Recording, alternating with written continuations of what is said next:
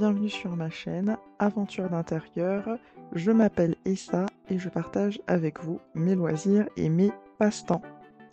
Je voulais vous donner une petite update sur le manteau Ohana de la marque Shaku avant de vous parler du patron de jupe DIY. Donc comme vous pouvez le voir sur les images, j'ai réalisé la découpe du patron dans le tissu de la doublure et dans le tissu du lainage. Donc j'ai fait ça bien consciencieusement. Donc je suis super contente d'avoir réalisé cette étape, vraiment. Et depuis que j'ai réalisé les découpes de mon tissu, eh bien elles sont sur le buffet de mon salon depuis maintenant 3 semaines. Afin de réaliser mon patron de jupe DIY, je me suis inspirée d'une jupe que je possédais déjà. Donc c'est une jupe que je trouve qui me va bien, de la marque Esprit. Et j'avais envie de la reproduire. Donc pour ce faire, j'ai commencé déjà par observer la jupe, voir comment elle était réalisée, les différents éléments qui la composaient. Donc j'ai regardé les poches. Sur la poche ici, il s'agit d'une poche paysanne que je ne sais pas encore faire. Mais bon voilà, et c'est pareil, il y a une braguette, il y a une doublure pour la jupe, il y a une bande de propreté, il y a des crans aussi pour maintenir la ceinture. Donc il y a pas mal d'éléments à faire pour réaliser cette jupe.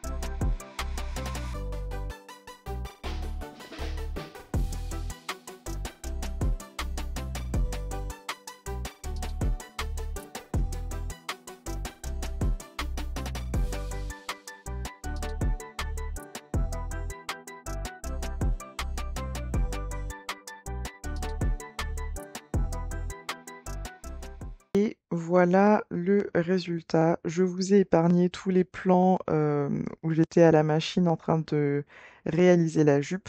Je l'ai faite dans un tissu qui est quand même assez épais, qui est un tuile que j'avais acheté à la base pour un projet précédent de pantalon. Donc le tissu il est quand même assez lourd et je dirais que c'est une jupe qui est plus destinée à être portée en hiver que en été. Donc je suis plutôt contente de la réalisation en termes de forme, on va dire. Je n'ai pas fait les crans pour le maintien de la ceinture. Ici, je vous montre que j'ai pas fait des poches paysannes, mais j'ai réalisé des poches italiennes. C'est les poches les plus simples à faire pour moi, en termes de finition. Voilà. Ensuite, j'ai réalisé également une doublure dans un tissu bleu que j'avais déjà. Le petit bémol sur la doublure, c'est que j'ai pas forcément réfléchi, mais je l'ai montée à l'envers. Donc, du coup, c'est pas forcément terrible, mais Je me suis vraiment pas rendu compte que c'était dans le mauvais sens jusqu'à ce que limite je filme en fait la vidéo. C'est pas un souci.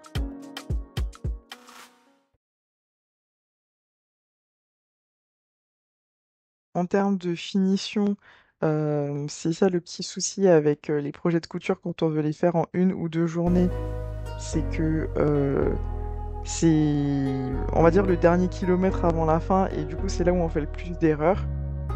Donc l'ourlet de la jupe est pas, enfin, est très loin d'être parfait, on va dire.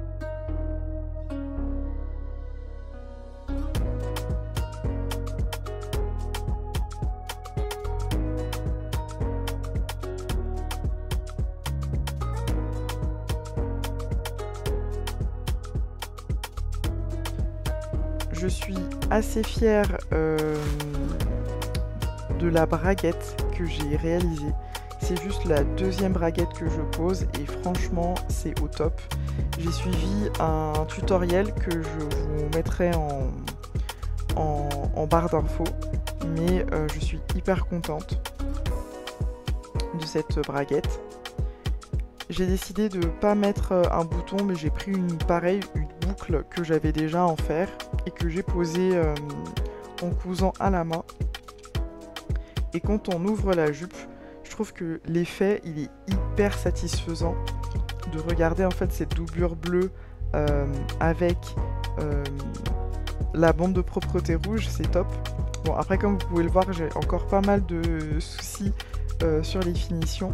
Je savais pas vraiment comment terminer les coutures des bandes, de la bande de propreté. Du coup ça fait vraiment pas propre sur le devant. Ensuite la bande de propreté, j'ai eu beaucoup de mal à la poser à cause de l'épaisseur du tissu. Néanmoins je suis super contente de l'avoir fait parce que même si c'est très loin d'être parfait, ça fait beaucoup plus propre et en fait ça donne plus de cachet aux vêtements. Même si c'est une partie qu'on ne voit pas, et bien quand le vêtement n'est pas porté, ça fait beaucoup plus présentable en fait. Donc je suis trop contente d'avoir réalisé la bande de propreté et c'est la première fois que je le faisais sur la jupe.